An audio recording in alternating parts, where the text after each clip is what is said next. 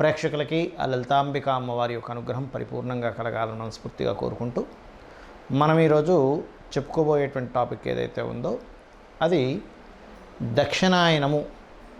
మనకి కర్కాటక రాశిలోకి సూర్యభగవానుడు ప్రవేశించినప్పటి నుంచి ధనస్సు రాశి ఎండింగ్ వరకు ఈ దక్షిణాయనం అంటే 6 నెలల పాటు ఉంటుంది.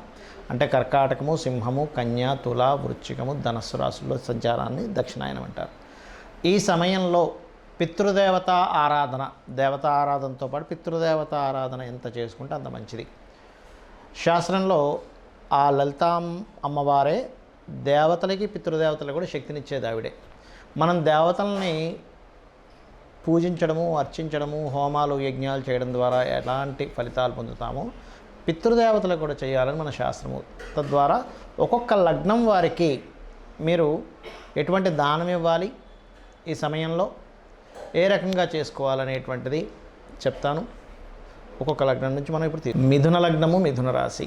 మిథునం వారికి, మిథున లగ్నం వారికి నా చూసుకుంటే వీళ్ళకి మీకు ఇచ్చినటువంటి శక్తి ఏమిటి భగవంతుడు అంటే గొప్ప నాలెడ్జ్, ఎలా కమ్యూనికేట్ చేయాలి. అది ఒక స్టడీలాగా ఉంటుంది వీళ్ళ కమ్యూనిటీ కానీ వీళ్ళ ఆలోచనలు కానీ. అంటే ఏదో ర్యాండమ్గా వెళ్ళిపోకుండా ఒక సిస్టమేటిక్గా ఒక మాట మాట్లాడినప్పుడు దాన్ని ఎట్లా మాట్లాడాలి, ఎలా కమ్యూనికేట్ చేయాలి, ఎలాంటి మాట మాట్లాడాలి, ఎటువంటి ఎక్స్ప్రెషన్తో మాట్లాడాలి, ఎటువంటి సిచ్యువేషన్స్ని తగ్గట్టుగా మనం ఎక్స్ప్రెషన్స్ ఇస్తూ మాట్లాడాలి, అక్కడ ఉండేటువంటి వాతావరణంలో నన్ను నేను ఎలా ఎలివేట్ చేసుకోవాలనే నాలెడ్జ్ ఎక్కువగా ఉంటుంది సహజంగా మిథున లగ్నం వారికి. అయితే ఈ మిథునం వారికి పర్టికులర్గా ఏంటంటే లగ్నాధిపతి బుధుడవడం గొప్ప అవకాశం ఇట్లాంటి నాలెడ్జ్ రావడానికి. అయితే మీకు పితృదేవత, దేవత సంబంధించినటువంటి అనుగ్రహం బాగా కలగాలి అంటే శుక్రవారాలు స్వయం పాకంతో పాటు ఈ దక్షిణాయనంలో బొబ్బర్లు దానంగా ఇవ్వండి. దీనివల్ల కలిగే ఫలితం ఏమిటి అంటే ఎవరికైతే సంతానహీనత ఉంటుంది, లేదా సంతానం ఎదగట్లేదనేటువంటి బాధ ఉంటుంది, లేదా సంతానం వ్యసనాల పారవుతున్నారు, లేకపోతే అడిక్ట్ అవుతున్నారు అనుకునేటువంటి వారికి, సంతానం విదేశాలకు వెళ్ళాలనుకునేటువంటి వారికి ఈ యొక్క దానం ఇవ్వడం ద్వారా సంతాన అభివృద్ధి కలుగుతుంది. మరి ఇంకొకటి ఏమిటంటే వీరికి అసలు పూర్వజన్మలో ఉండేటువంటి కర్మ ఏ రూపంలో వెంటాడుతుంది అంటే అనుకోకుండా ఒక ఘర్షణ, ఒక గొడవ మిథున లగ్నం వారికి వల్ల వీళ్ళు ఏదైతే పొందాలో ఆ పొందవలసినటువంటి లాభాన్ని పొందలేకపోతుంటారు. అంటే ఇక్కడ ఈ కర్మ ఎలా వెంటాడుతుంటుందంటే అనవసరంగా గొడవలలోకి తీసుకెళ్ళి ఇరికించి అక్కడ మీకు ఇబ్బందిని ఇస్తూ ఉంటుంది. ఇది మీరు జాగ్రత్తగా ఉంటూ ఇలాగ పొందవలసిన లాభాన్ని పొందలేకుండా ఈ గొడవలో ఇరుక్కుంటున్నాను అన్నప్పుడు పితృదేవతలకి మీరు మంగళవారం నాడు స్వయం పాకంతో పాటు కందులు కూడా దానంగా ఇవ్వండి. ఖచ్చితంగా మీకు ఆ దోషం అనేది తగ్గుతుంది. ఇక శనివారం నాడు నువ్వులు, ప్రధానంగా తెల్ల నువ్వులు, నీలం రంగు వస్త్రము దానంగా కనుక ఇచ్చినట్లయితే 100% మీరు బయటపడగలుగుతారు. అయితే ఇక్కడ ఎవరైనా కందులు మరి తీసుకునే వాళ్ళు లేరండి, ఈ పరిస్థితి మనం ఏదో ఊర్లో ఉంటాము అక్కడ పెద్దగా తీసుకోరు అన్నప్పుడు గోవులు కనుక ఉన్నట్లయితే అందులో ముఖ్యంగా దేశీవాలి గోవుకి క్యారెట్స్ తినిపించండి. ఖచ్చితంగా మీరు ఆ యొక్క దోషం, ఆ యొక్క ఇబ్బంది నుంచి బయటపడతారు. మరి నువ్వుల ప్లేస్లోనేమో బెల్లం తినిపించవచ్చు గోవుకి, నువ్వులు డైరెక్ట్గా అసలు తినిపించకూడదు. అయితే నువ్వులతో పాటు నీలం రంగు వస్త్రం కూడా దానంగా ఇవ్వాలి. తెల్ల నువ్వులతో పాటు నల్ల నువ్వులు ఇవ్వకండి. ఎందుకంటే నల్ల నువ్వులు ఎవరు వాడుకోరు, వాడనటువంటి పదార్థాన్ని మీరు ఇవ్వడం ద్వారా ఉపయోగం లేదు. ఇది గుర్తుపెట్టుకోండి. అలాగే మరి బొబ్బర్ల ప్లేస్లో ఏం పెట్టాలి గోవుకి అంటే తెల్లటివి, అంటే కీరా కానీ తెల్ల క్యారెట్స్ కానీ ఇలాంటివి గోవుకి తినిపించవచ్చు. లేదా ఏదైనా పిండి పదార్థంతో చేసినటువంటి పదార్థం లేనట్లయితే చపాతీకి కాస్త తేనె పూసి కూడా తినిపించవచ్చు. ఇలా చేసినట్లయితే ఈ క్యారెట్స్ వల్ల ఏమో అనవసరంగా గొడవల్లో ఇరుక్కునేటువంటి లక్షణాలు తగ్గుతాయి. బొబ్బర్లు ఇవ్వడం ద్వారా ఏమో సంతాన అభివృద్ధి, అదేవిధంగా మీ యొక్క వంశాభివృద్ధి కలుగుతుంది. నువ్వులు ఇవ్వడం ద్వారా ఆకస్మికంగా ఉండే సంఘటనలు జరుగుతాయి చూసారా ఒక్కోసారి. ఏమిటంటే నా లైఫ్ అంటే తల్లకిందులు అయిపోయింది అంటాను చూసారా. ఆ తల్లకిందులు అయిపోయినటువంటి లైఫ్ అలా అవ్వకుండా ఆ పితృదేవతలు మిమ్మల్ని కాపాడుతారు. చాలామందికి స్వయం పాకము ఇవ్వాలి అన్నప్పుడు స్వయం పాకం విషయంలో చాలా సందేహాలు ఉన్నాయి.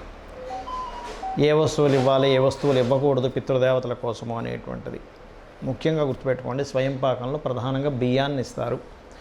ఆ బియ్యం కూడా మీరు తినేటువంటి దానికంటే కూడా మంచివే ఇవ్వండి, లేదా మీరు తినేటువంటి బియ్యం ఇవ్వచ్చు.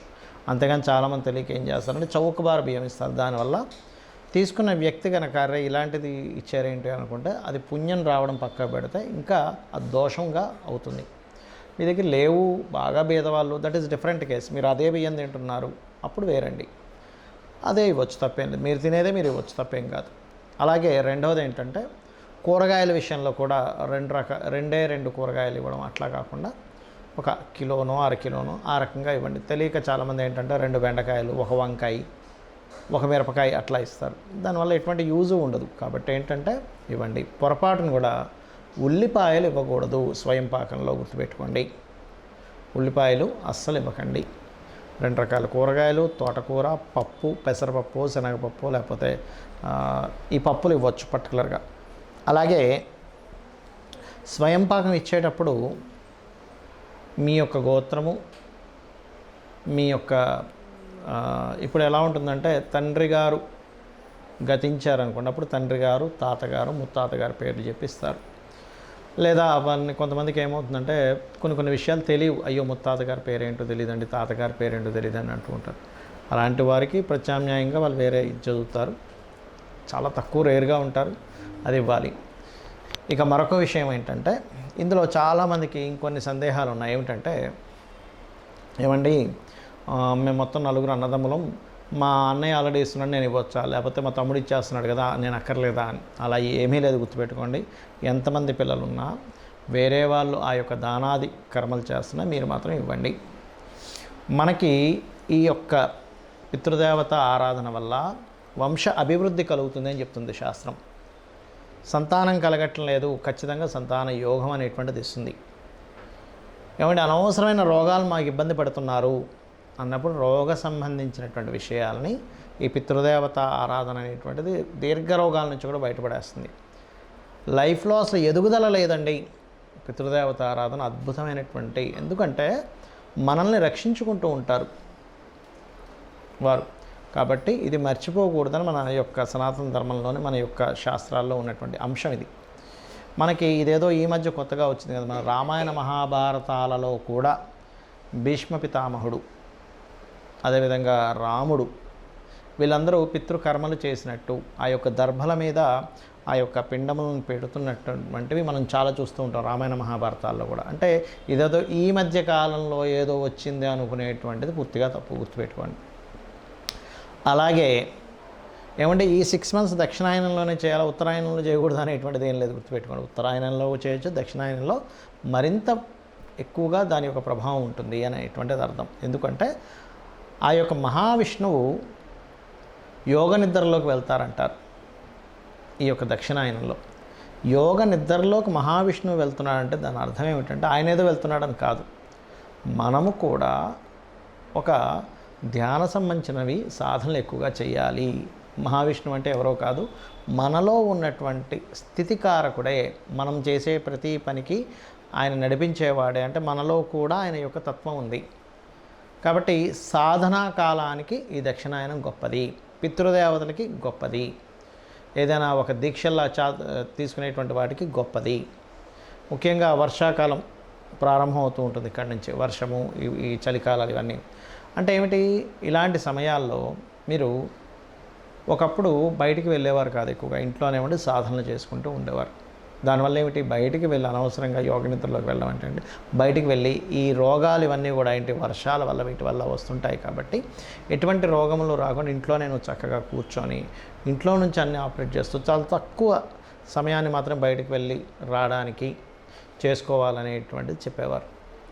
అదే రకంగా యోగాభ్యాసాలు కానివి ఇవన్నీ కూడా మనం దీని ద్వారానే మనం ఈ దక్షిణాయనంలో ఎక్కువగా చేస్తూ ఉంటాం. మరొక విషయం ఏంటంటే ఇక్కడ శాస్త్రాల్లో అన్నీ కూడా కేవలం దేవతారాధన వల్ల రావు. ఎందుకు అంటే నెగటివ్ పాజిటివ్ రెండూ ఉంటాయి, గుర్తుపెట్టుకోండి. మనం ఒక బల్బు వెలగాలన్నా నెగటివ్ అండ్ పాజిటివ్ రెండూ ఉంటాయి. ఆ రెండూ కనెక్ట్ అయితేనే బల్బు వెలుగుతుంది. అలాగే ఇక్కడ ఇప్పుడు పితృదేవతలు అంటే నెగటివ్ అని కాదు, బాగా అర్థం చేసుకోండి. ఇది ఒక ఎనర్జీ, ఇది ఒక ఎనర్జీ అనమాట. ఆ different types of energies connect అయితేనే మనిషి యొక్క జీవితం అందంగా అద్భుతంగా ఉంటుంది.